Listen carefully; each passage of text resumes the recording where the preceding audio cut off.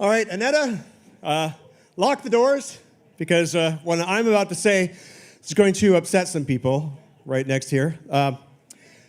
Okay. Christopher Columbus did not discover America.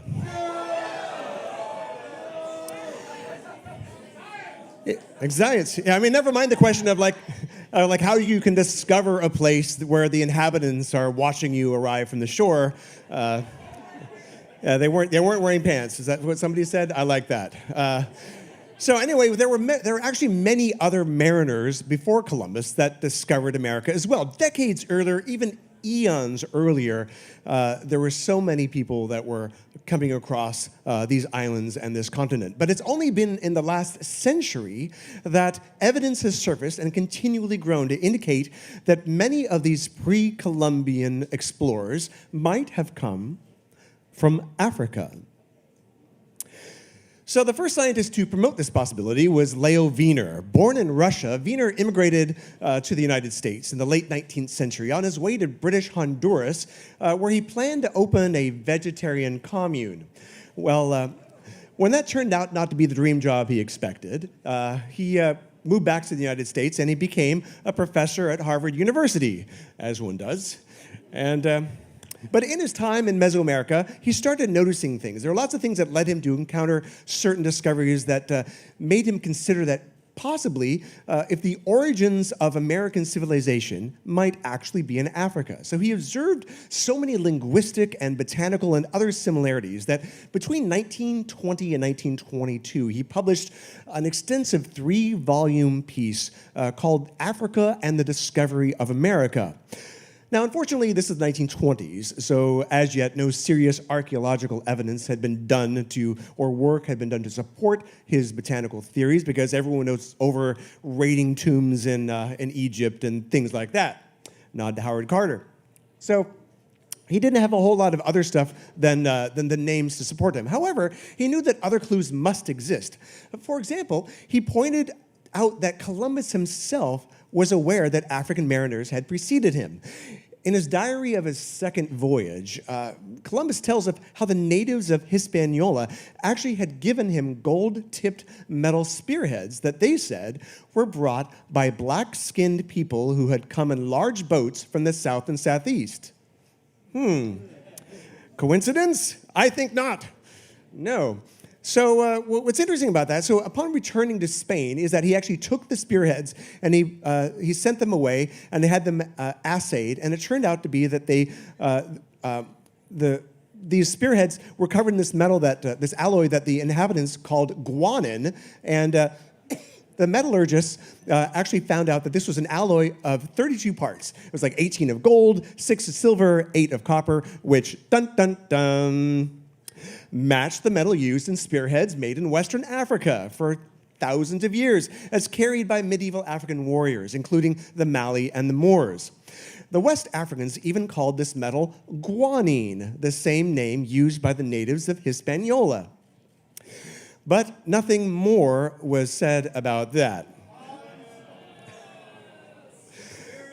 Conspiracy. Well, probably because, in the interest of Spain, it was in their best interest that they didn't want to have any challenges to their discovery and the claims to the islands of the West Indies. Well, as the poem goes, or it should anyway, in 1493, Columbus stole all he could see. Yeah, so on his second voyage, which was 10 times larger than the first, Columbus went on a frantic but unsuccessful island hopping trip to find gold and spices. He carried along several natives from his newly discovered San Salvador, which the inhabitants called Guanahanvi. Another island that the natives pointed out, which was really large, and was called Soameto. Soameto.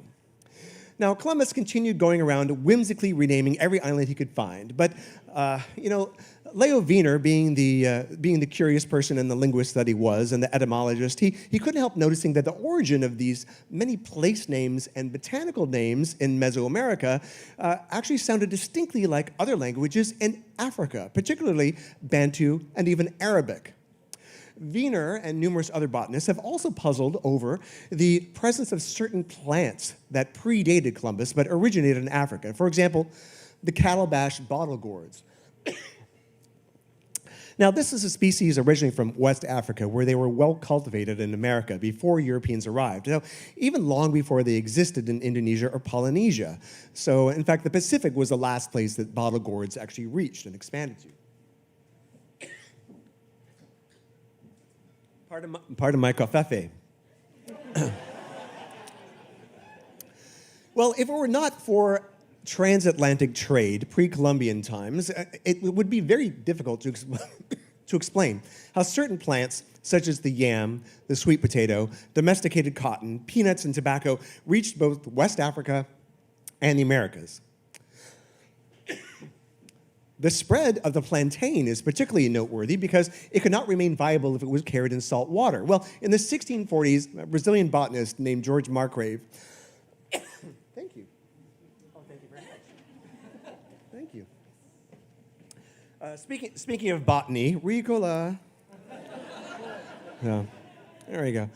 So thank you very much. So the Brazilian botanist George Marcgrave wrote that the establishment of a particular varieties of plantains in this region stands as a strong argument for ancient maritime contact between the Americas and Africa. That's bananas. B-A-B-A-N-A-S.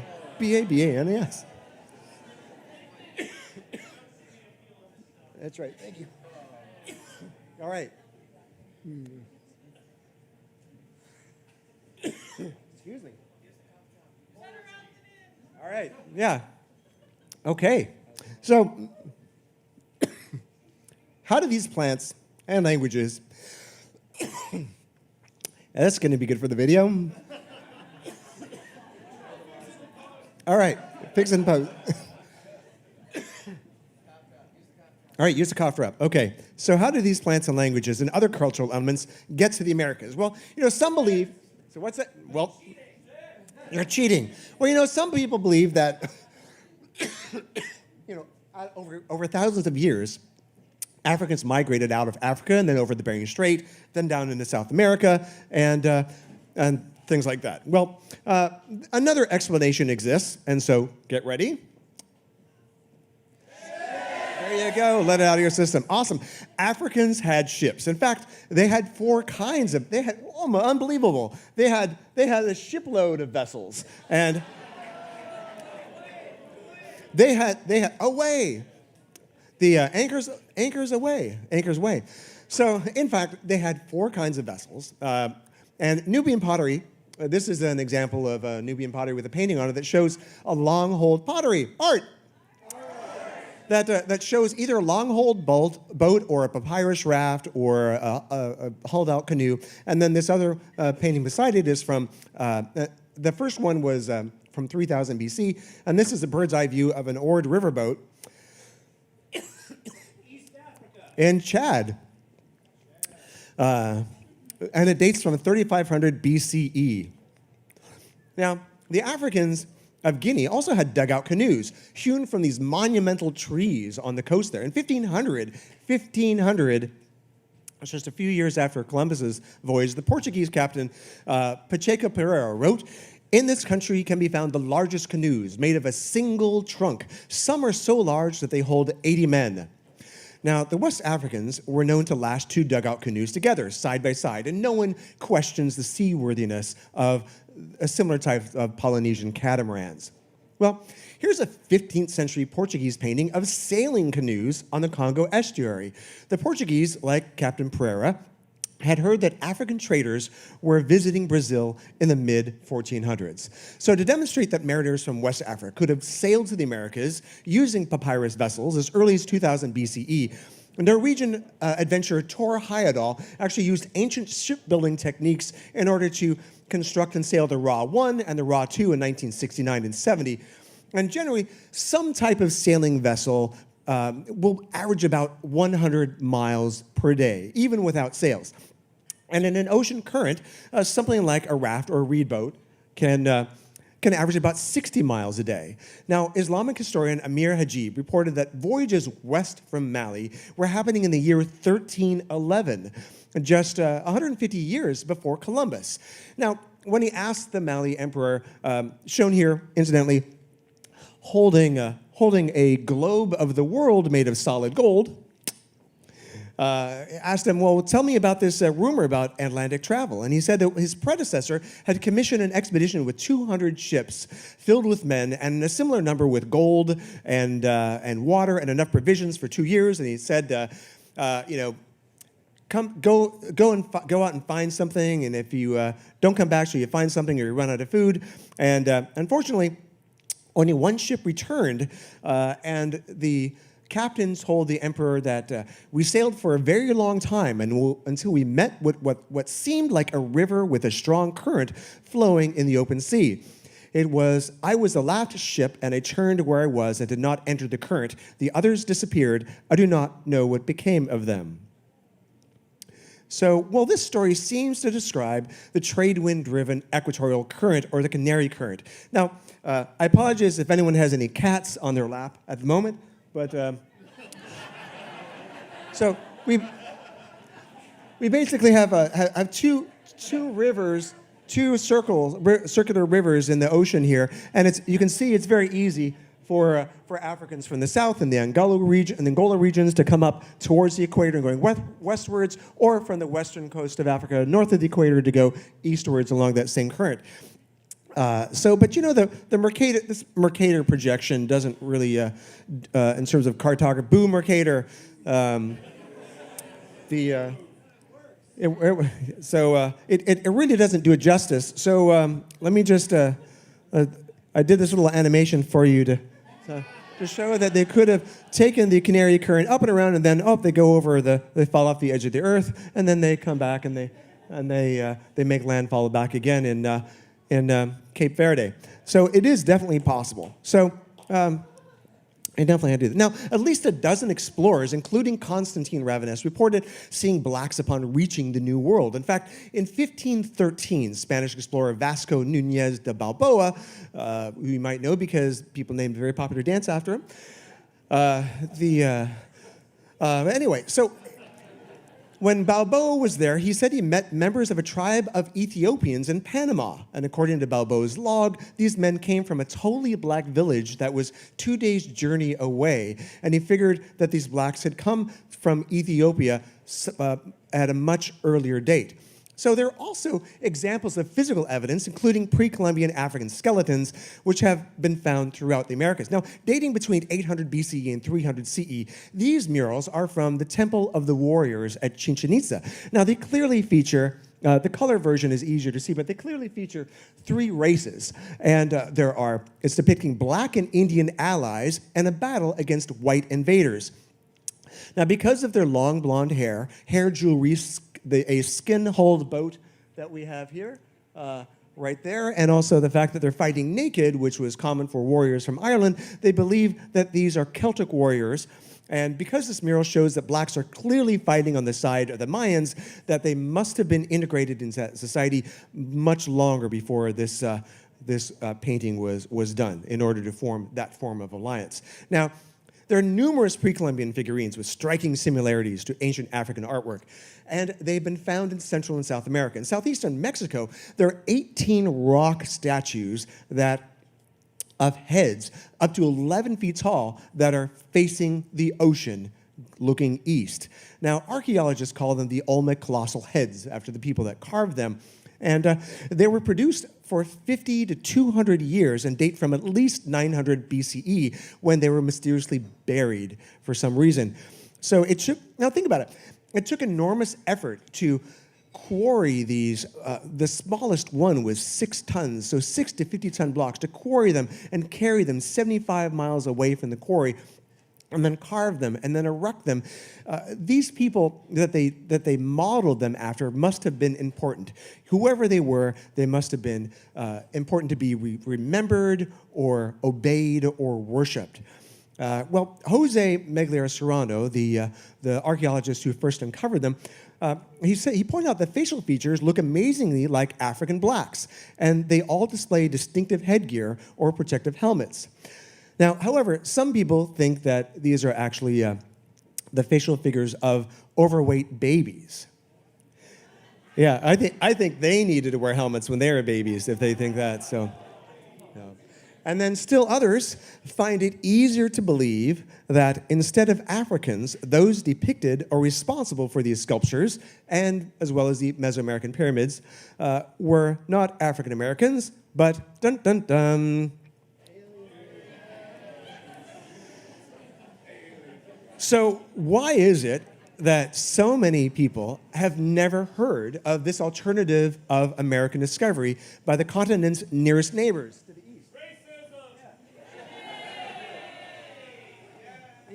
So, I mean, look, now the thing, exactly, whoa, where'd all the continents go? So, this is, look at how close this is. I mean, white people don't think that you could go this is closer compared to more than twice the distance that Columbus sailed.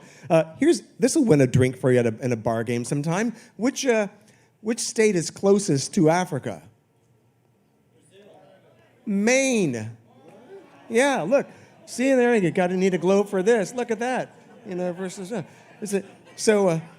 yeah, geometry, science. There you go. So anyway, so very few Americans know this. And why is this? So having examined textbooks throughout for years up until 2018, James W. Lowen says that although some books cite the alternative possibility that Vikings, Norse, or even Irish may have reached America first, not one textbook, old or new, mentions the West Africans. So whether or not you give any credence to this admittedly controversial Afrocentric theory, it's obvious that Columbus was not the first to discover America, but the last. So why did he make such an indelible mark on Western people's minds? Well, conquest may have a lot to do with it. Right, Eurocentrism. Unlike the mundanity of perhaps thousands of years of peaceful African transatlantic trade, the quest for gold and world domination makes a much better story. And, the good Queen Isabella was so proud of her fella that she immediately equipped Columbus with 17 ships, 1,500 men, 200 cannons, crossbows, cavalry, and even 20 attack dogs for a second voyage. And another, and another. The story of Columbus remains the most widely accepted version of American discovery, most likely because it was the most recent, the most well-armed, the most documented, and the most similar in appearance to the authors of American textbooks. And one other thing that should be pointed out here is that in the years after Columbus discovered America, in 400 years, 20 million Africans were stripped from the coast of Africa, half of them dying in transit for slavery, who knows how many fleeing inland. And at the same time, within 5 years of Columbus's arrival in the New World, 90% of the indigenous population had died from disease or murder, 90%. So the fact is, that leaves few people to have a written or memory or an oral history of the seafaring of their African discoverers. Historian Samuel D. Marble wrote, as a subject for research, the possibility of African discovery of America has never been a tempting one for American historians. We choose our own history, or more accurately, we select those vistas of history that more or less kind of explain to have the promise of the greatest satisfaction for ourselves. And we have had little appetite to explore the possibility that our founding father was a black man. So nevertheless, there is considerable evidence to suggest that African mariners also participated in this great adventure, no less than Vikings, the Portuguese, Spaniards, Celts, Chinese, Polynesians, and Arabs, and others. So now I would like to raise a toast to all the discoverers of America before Columbus, wherever you may came from. May more of us discover you.